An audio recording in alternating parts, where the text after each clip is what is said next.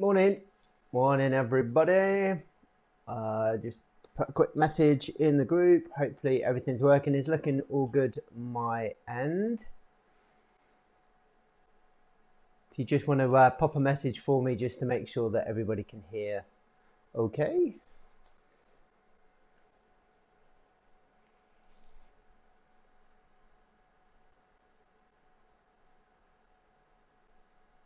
All good. Yay!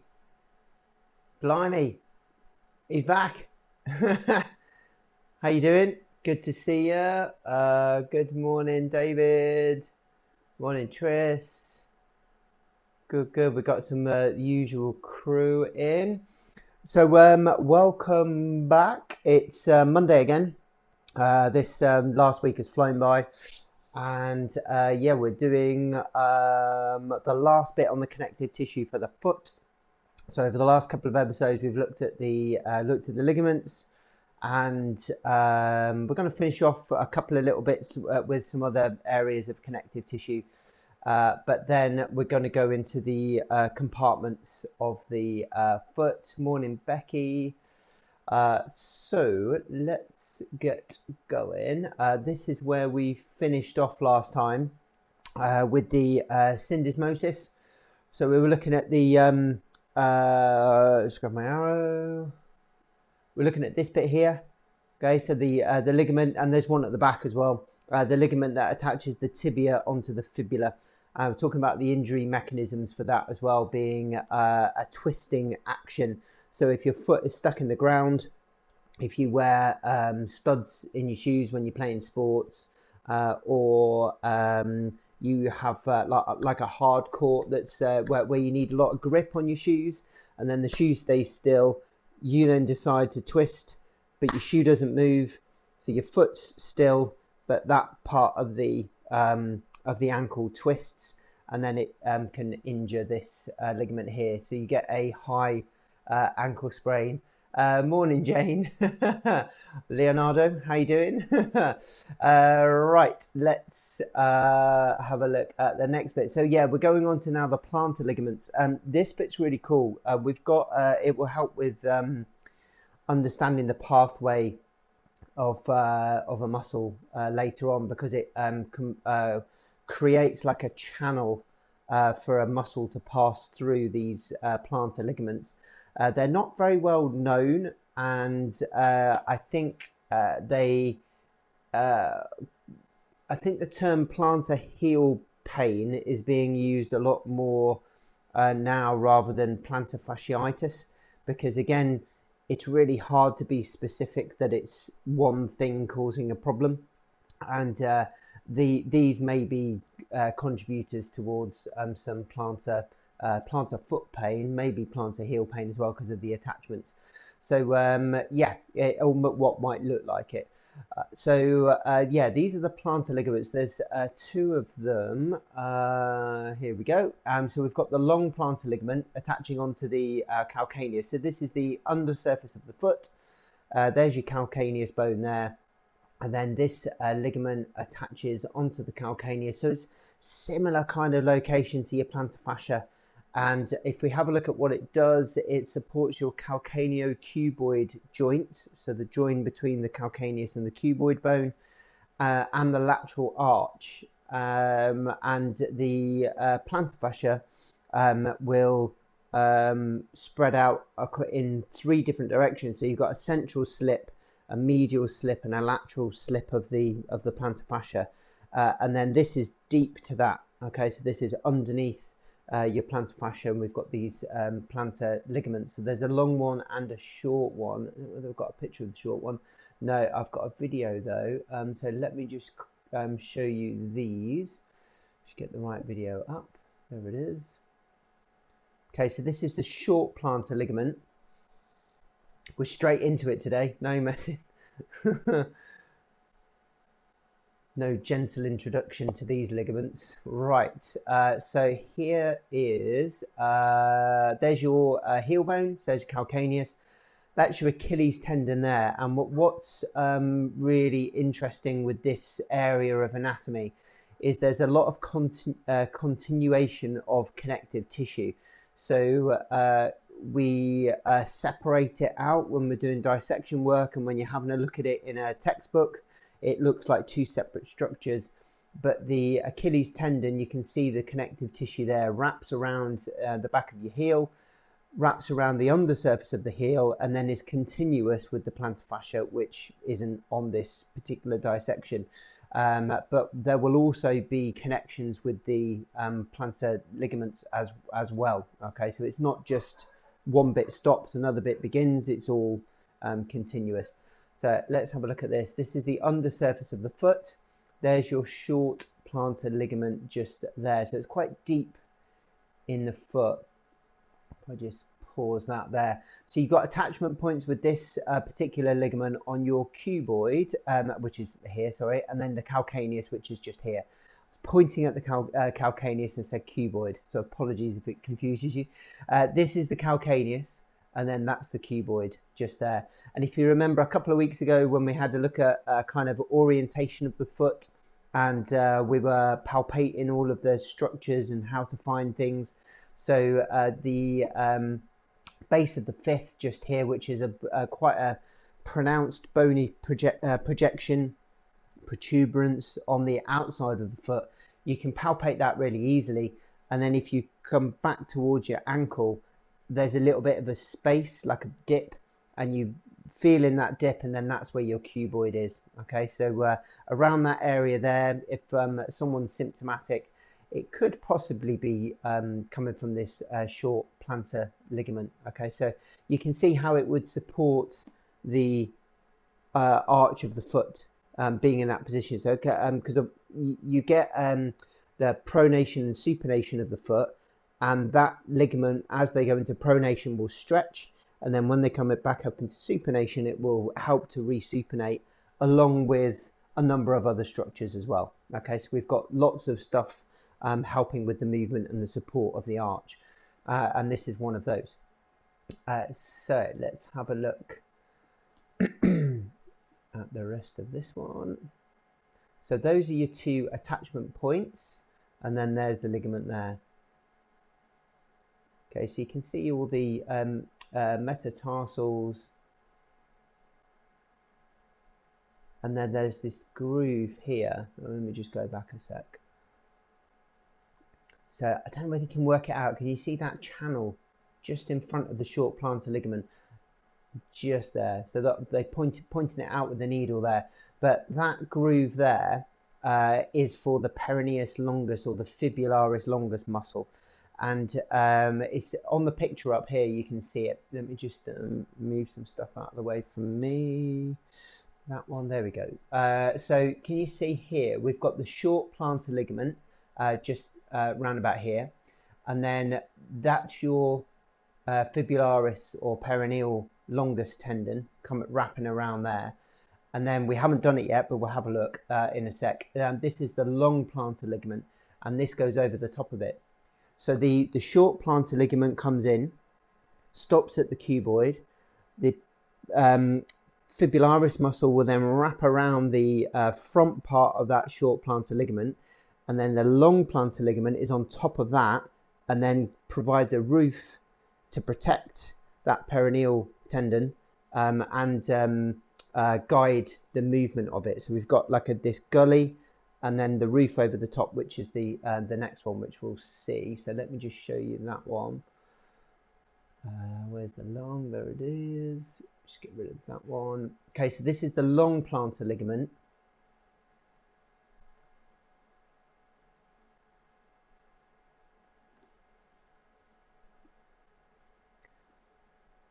So again, we're looking around the calcaneus again. There we go. So there's the calcaneus, and then your long plantar ligament is that one just there. So it comes back a little bit further onto the calcaneus. And again, it's one of the reasons why this may be contributing to plantar heel pain.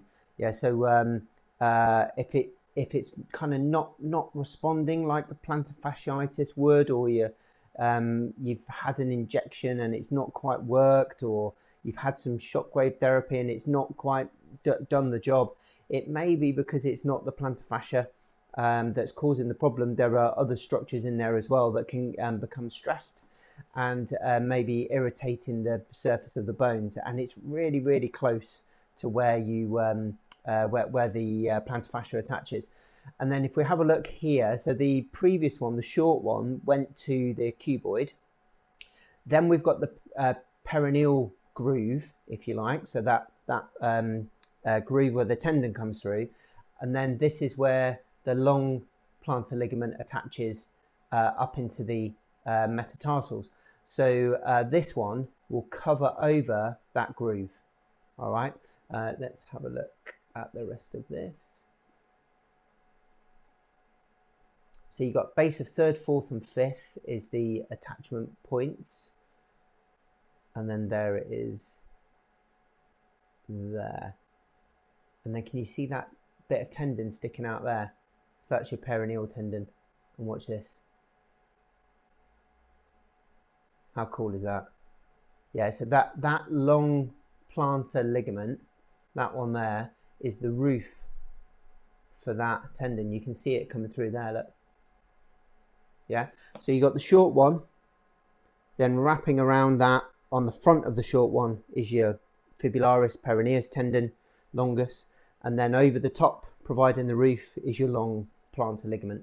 Okay, so hopefully that it's hard to get your head around the kind of 3D nature of that in a textbook. I mean, if you look at the images, I mean, look, if you look at that, you're like, no, I'm not really sure what's going on there. But then when you see it from different angles, it kind of makes sense.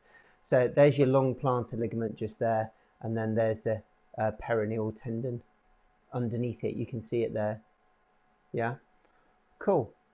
So that's those, and then we've got the retinacular as well at the front, and I think I've got a video on the front and the sides. Yeah. Okay, so the retinacular is like wearing a pair of skinny jeans. Okay, so if you didn't have the retinacular, you would be wearing flares, because all of your tendons, where they attach down into the foot, if they didn't have anything to wrap them into the leg, then they would, because the muscles are quite long coming from the lower leg, they would obviously go from the insertions directly to the origin, directly to the insertion, or the two attachment points. So obviously your leg isn't that shape. Yeah, it's an L shape. So if you had a muscle up here and then an attachment down here, it would go in a straight line because there's nothing to wrap it in. So the retinacular wraps it in, and then it creates tunnels for these tendons to pass through. And that's really useful because what they do, they can wrap around bony landmarks like your malleoli, and then as they pass around the malleoli and then go to their destination, the distal attachments, it creates a pulley. So then the muscles don't have to work as hard. If they were straight line, they would have to generate quite a lot of force, so the muscles would have to be bigger. But because they wrap around bone, the force that they need to, the amount of effort they need to produce the force required is a lot less. So the muscles don't have to be as big. Okay, so it's a real good use of efficiency around the ankle, because obviously we jumping, running, all that kind of stuff, it requires a lot of energy. And if we can maximize the efficiency, we reduce the muscle size. So it makes it easier to move. And then here's your retinacular. Okay, so we've got these connective tissue tunnels, basically. And so there's one here and here. It's not like this, though. So this is what it's like when it's been dissected. When it's not been dissected, there's no bands like this. Yeah? Well, there are, but it's continuous. So this connective tissue here would be continuous all the way up the leg, all the way over the foot. And then what you'll see is thickening of that connective tissue to form what we call the retinacular.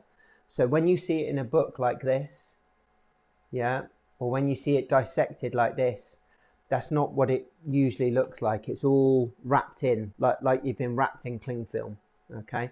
And that's your superficial fascial layers. You literally have got, I mean, especially in the foot, there's not much tissue. So you've got the skin, a little bit of fat, and then you're into the superficial tissue, superficial fascia.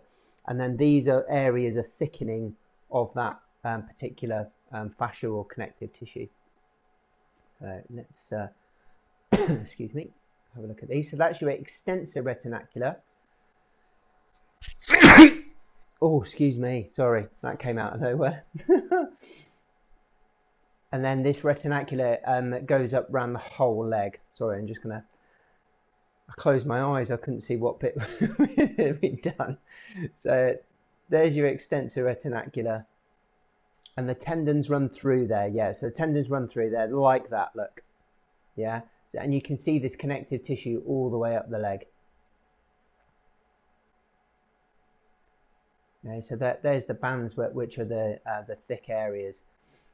Now, this is the retinacula on the outside of the ankle. So it's not just on the front. And I think that's the thing that people get confused about, is because there are several areas of retinacula around the ankle because of the compartments that we've got, which we'll have a look at in a sec.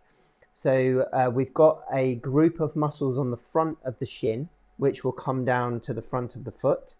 And there's a retinacula, so a protective covering for those. And then around each side of the foot, there are some other tunnels created by this connective tissue. And one of the tunnel areas is on the perineal side, or the fibularis side. So this will be the fibula, and the tunnel for the perineal or fibularis muscles is in here.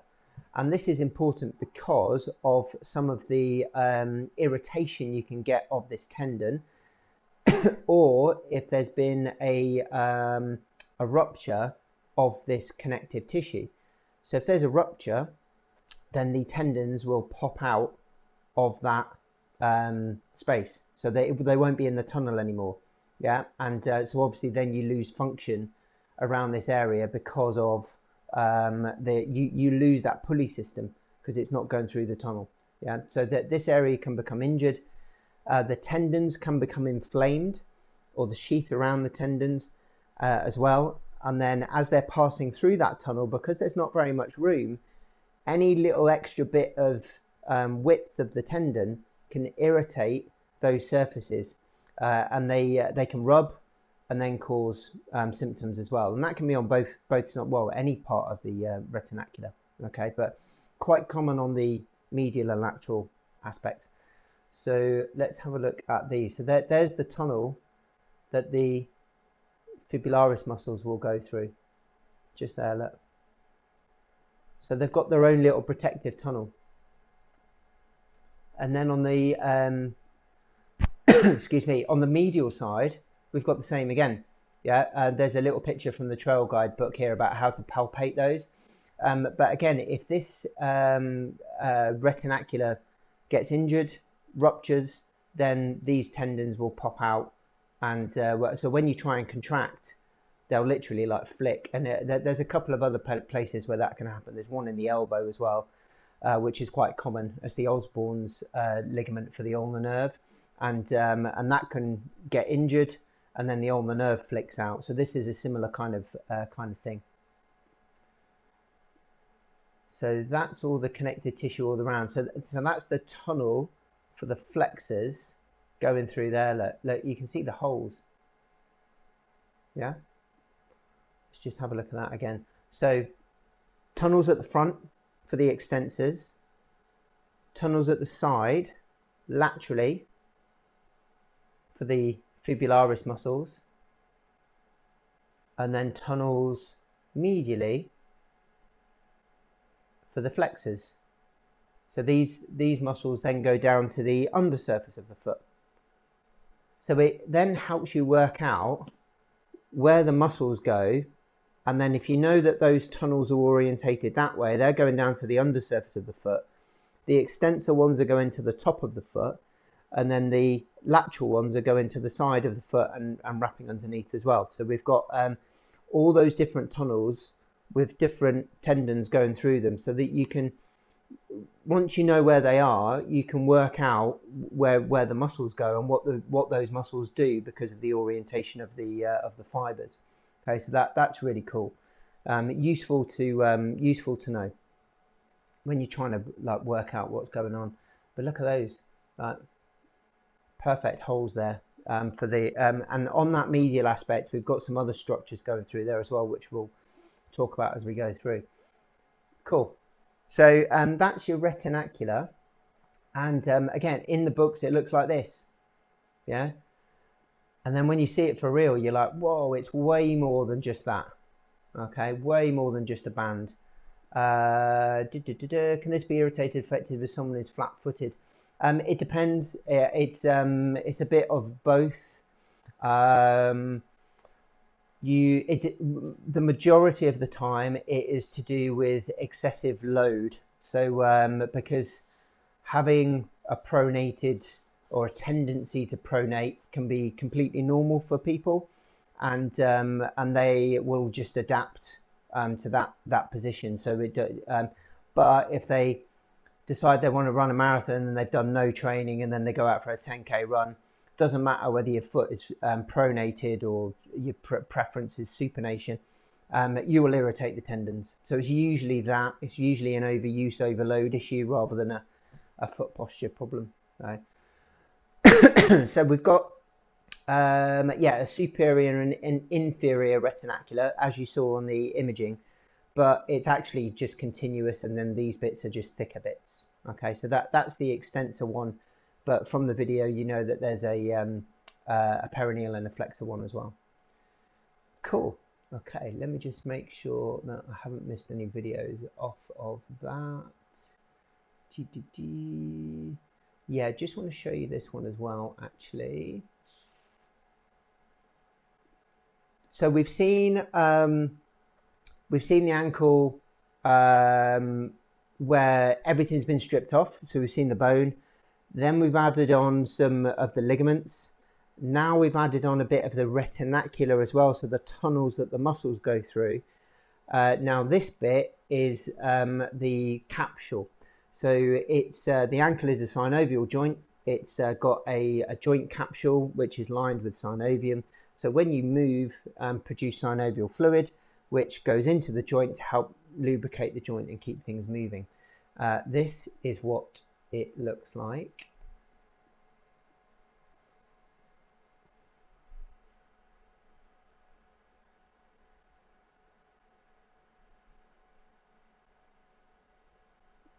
So there's your calcaneus, there's your tibia, and then that is your capsule, and at the back there, that's it. Yeah, it's quite tight. I think sometimes you imagine it to be this big bag, but it just allows enough movement for you to be able to fully dorsiflex, fully plantarflex. Yeah, so because if it was really tight on the back and the front, the capsule would stop the foot from moving, and we obviously don't want that. We want movement, but we want the lubrication of the joint as well. So it merges into everything around it. Yeah, look at that. Okay, so that's the capsule at the back. And sometimes you can pinch these capsules as well. So if you get into a bit more of a plantarflex position, and then land heavily, the force going up through the heel can really pinch the capsule, and you can get an impingement, like a posterior capsule impingement. And you can also have it the other way, where you dorsiflex the ankle, land, and you can pinch the front. But usually you'll hurt the talus as well with that kind of movement at the front. So you can get these capsular irritations of, well, any capsule, but that's how you might do it in the foot. And then the last thing to look at is the good old plantar fascia. I've got quite a few patients in at the moment that we're treating for plantar fasciitis, plantar fasciopathy.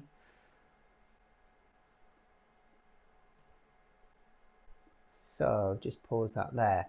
This is what I was mentioning before. So again, I think sometimes it get a bit simplistic view of what the plantar fascia is. Just think it's like this band down the foot, okay? But if you have a look at this image, this is quite a good one actually. So we've got this central slip down here, and that's the one that I think that we think about. But then if you have a look here, there's medial slips of the plantar fascia coming off into the medial bones of the foot, okay? So the medial arch of the foot. And then we've also got one going laterally to the lateral bones of the foot as well. So sometimes a base of fifth irritation might be the plantar fascia because it attaches up into there. And you think, well, I didn't realize it attached up into there. I just thought it went to the balls of the feet. But it spreads and it splits. So there's three like chords, if you like, of the plantar fascia. So a central one, a lateral one, and a medial one. Okay, so that and you don't really get the sense of that on this picture because everything's been removed. But what you do get on this one is the continuation. So there's your Achilles coming down to the heel and then wrapping around and then forming the plantar fascia. Yeah, and then underneath there you'll have your short and long plantar ligaments as well. Yeah, so it's all continuous tissue, which is really cool. And that's what it should be like. Is a bit elastic but pretty tough. And then watch that. Yeah, so as you extend the big toe, because of where the plantar fascia attaches underneath the big toe, as you do that, it pulls the fascia, tightens it, and that's what helps to recreate your arch in your foot. So that is why having big toe extension is really important to foot function, and this can have a knock-on effect biomechanically to the knee or the hip. So something worth checking with lower limb issues is can they extend their big toe?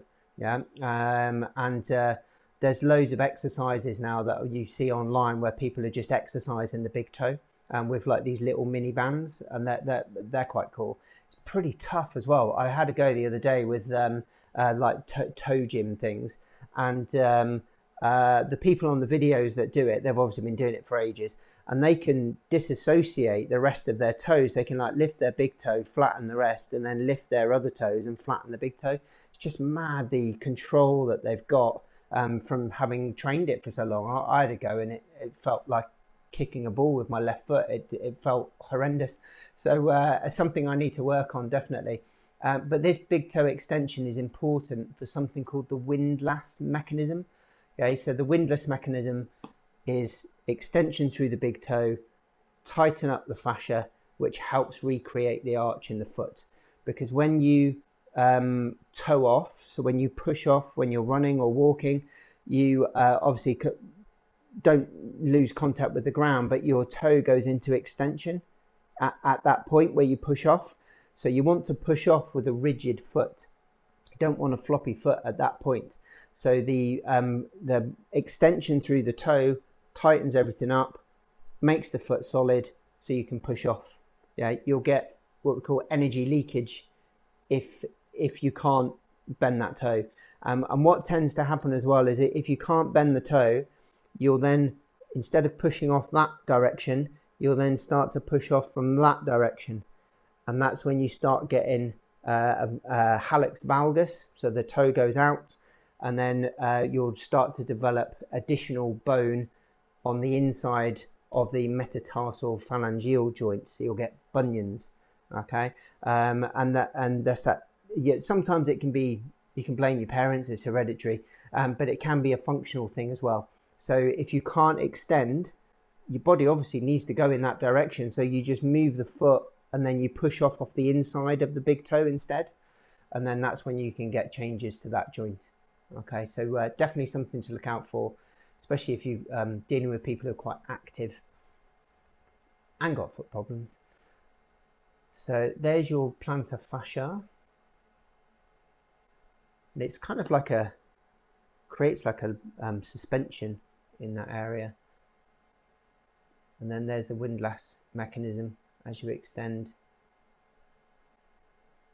So as the toe comes back down into a neutral position or pointing down, so into a flex position, that will shorten the fascia. Okay, cool. So that's what your plantar fascia looks like.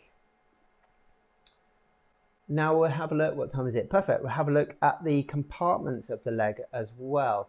So these are important because you can have some real bad problems if there are some issues in here.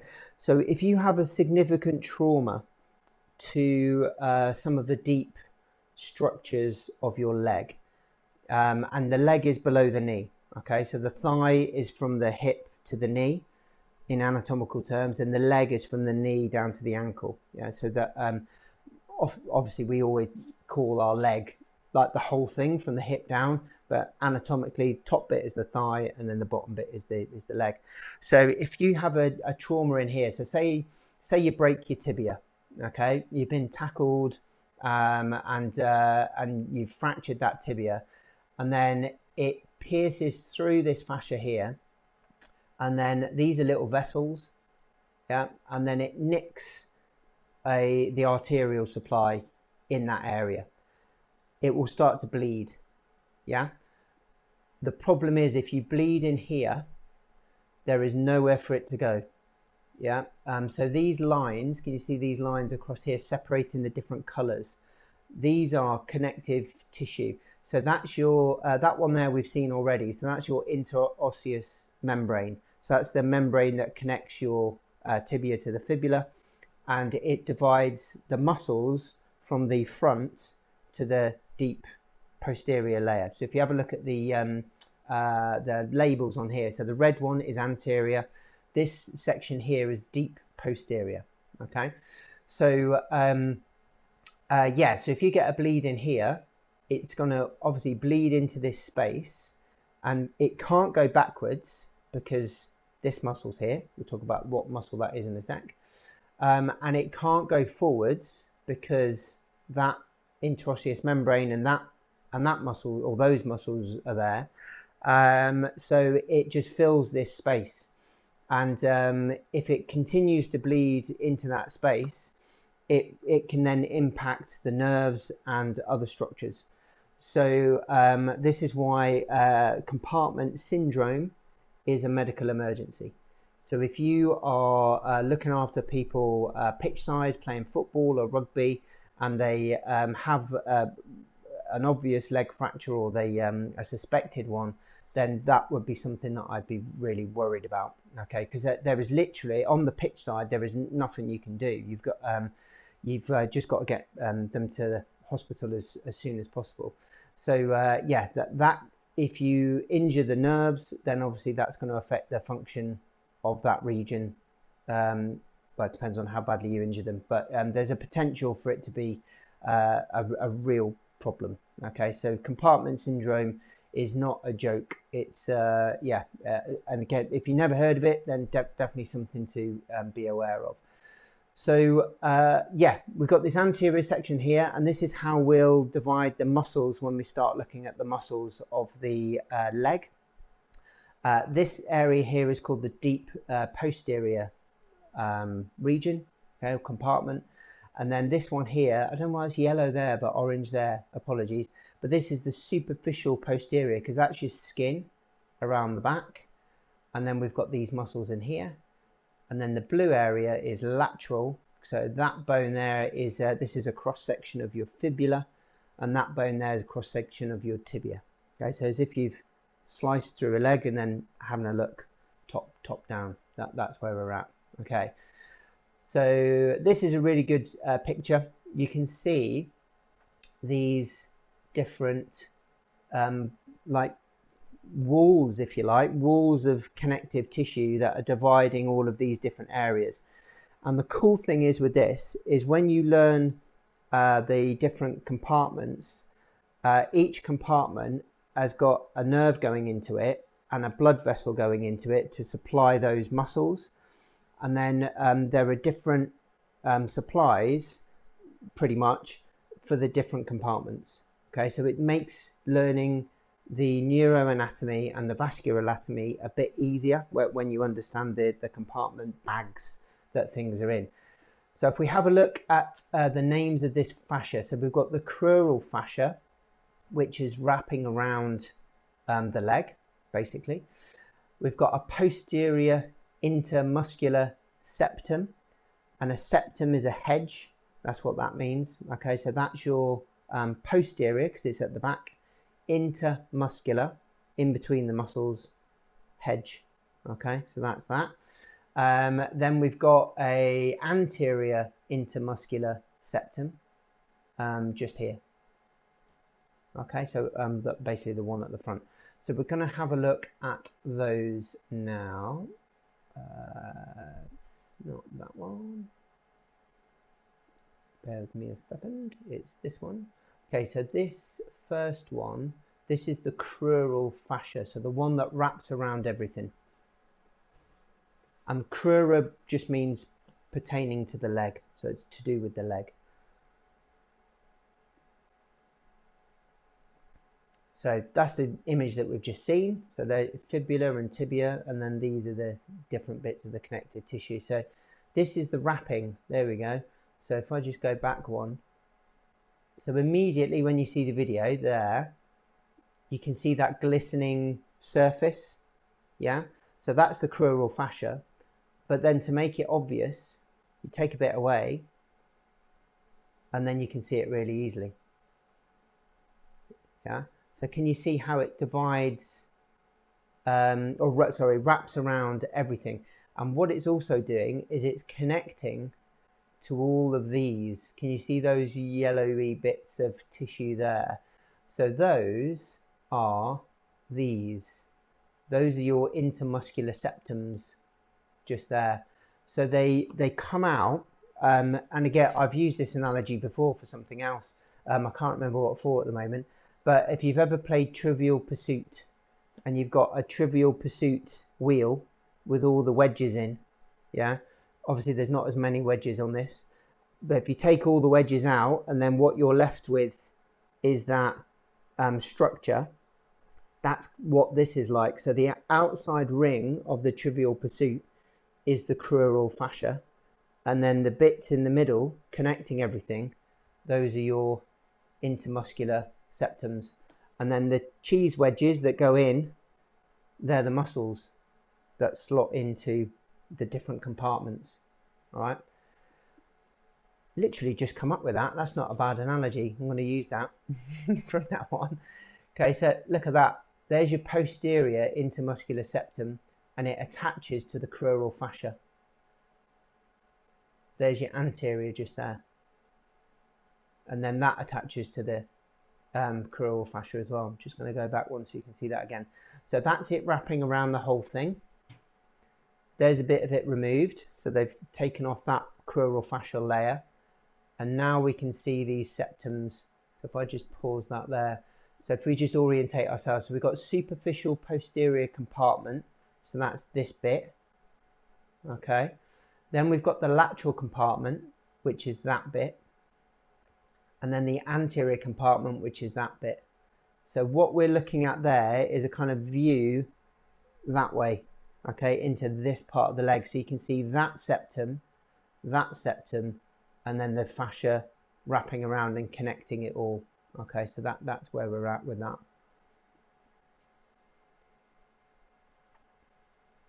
So, in fact, reminded me of something. This is why it kind of makes me laugh when if you've ever done a manual therapy course where they talk about stripping things off the bone and separating tissues, good luck with that. Yeah, look at the bags they're in. You got no chance. I understand the kind of analogy of it, but if people think they're actually doing that, then you need to watch this video, okay? Because that is impossible. This connective tissue is absolutely solid. So if you contact that muscle and try and push it laterally, it ain't going anywhere. Yeah, right? There we go. This is why learning anatomy helps with criticizing things. Let's have a look for the next one. So this one is the transverse intermuscular septum. So this goes between the deep posterior and the superficial posterior sections. We'll have a look at that. Here we go. So there is, just pause that there. So this is the base of the gastrocnemius and the Achilles. Okay, so we've got this area of tissue here. Basically, they've cut the gastrocnemius off. So what you can see at the back there is the back of the leg. Yeah, so they've taken all the muscular tissue off. So there's the muscle tissue. There's the crural fascia, deep investing fascia in this case. And then that there is the intermuscular septum. And it attaches from the tibia onto your fibula. Yeah, so all around the back there. So it creates a compartment at the back. So you've got your deep posterior compartment just there.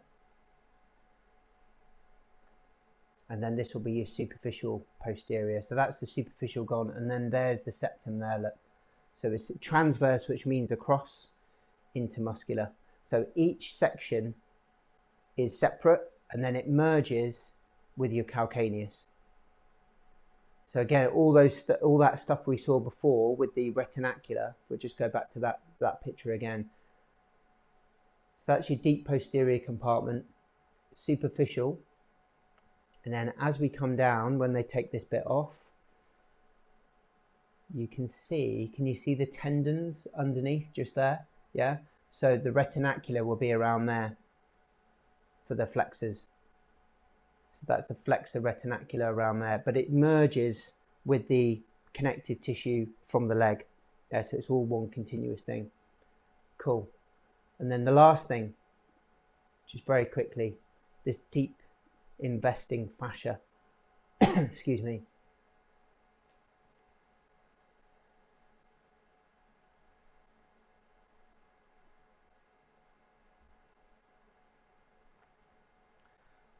And this is connective tissue, again, wrapping around everything. Look at that.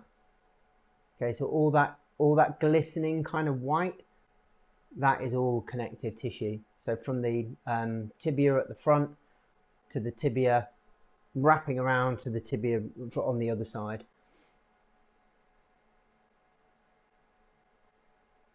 Look at that.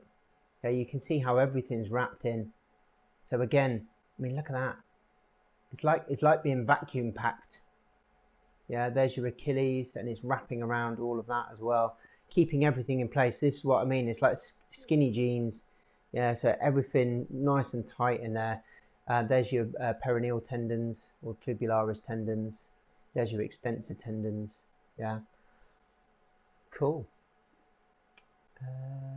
See if there's anything else. Yeah, so leading us on to next week when we start looking at the muscles. So we'll start looking at the muscles by compartment. So in the anterior compartment, this red zone, we've got 3 muscles in there. In this lateral compartment, we've got 2. In the deep posterior compartment, we've got another 3. So you can just about make them out on that image. And then superficial posterior, we've got 2. But weirdly, it looks like there's 3. And if you know a little bit about the leg anatomy already, there's a muscle there called gastrocnemius. It's got 2 heads. So there's the 2 heads, and then that one there, look at the size of that. That is your soleus. Okay, again, if you haven't heard of those, don't worry, we're going to cover those over the next few weeks. All right, so that's the plan for next couple of weeks. We're going to start adding the muscles in to those compartments, so the wedges into your Trivial Pursuit wheel. Okay, cool. I'll see you next Monday, 10 o'clock.